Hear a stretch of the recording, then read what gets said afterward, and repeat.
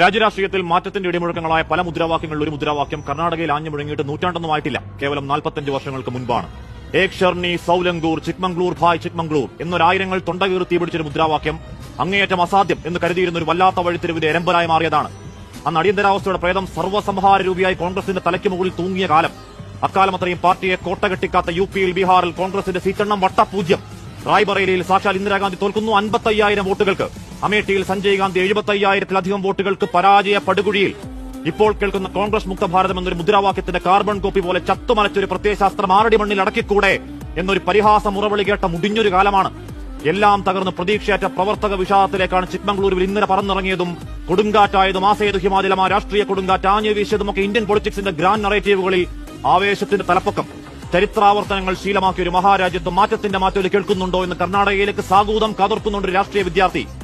അതേ 70കളുടെ ഒടുവിൽ കർണാടകയിൽ പാർട്ടിയുടെ പര്യായം ദേവരാജ കോൺഗ്രസ് വിട്ടപ്പോൾ വീണുപോകാതിരിക്കാൻ അതേ ഇന്നലെ എടുത്തു വളർത്തിയ യുവരത്നങ്ങൾ ഒന്നിന്റെ പേര് ദൊഡ്ഡലഹള്ളി കെമ്പഗൌഡ ശിവകുമാർ.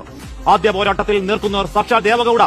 ദാവീദും ഗോലിയാത്തും കളിയിൽ കേവലം 23കാരന്റെ ചോരത്തിളപ്പിൽ ഗൌഡ അന്നേ വിറച്ചു വീഴാനൊരുങ്ങിയതാണ്. അന്നു മുതൽ ഇന്നുവരെ സോണിയാഗാന്ധിയോട് സംസാരിച്ച് മുഖമൊന്നു വാടാതെ സിദ്ധരാമയ്യയുടെ മുഖ്യമന്ത്രി കസേരയ്ക്ക് പിന്തുണ പ്രഖ്യാപിക്കുന്ന ഡി കെ ശിവകുമാറിന്റെ കോശങ്ങൾ ഓരോന്നും കോൺഗ്രസാണ്. പാർട്ടിയാണ് പ്രാണവായു. ധർമാധർമ്മ രാഷ്ട്രീയത്തിന്റെ ചോദ്യങ്ങൾ ഉയർന്നപ്പോൾ റാഞ്ചപ്പെട്ട MLA-മാരുള്ള റിസോർട്ടിന് മുന്നിൽ പെരുമഴയത്ത് ഒരു കുടയും പിടിച്ച അയാൾ കാവലിരുന്നത് സ്വേച്ഛക്കല്ലത് പാർട്ടിയുടെ ആത്മാഭിമാനം കാക്കാനാണ്.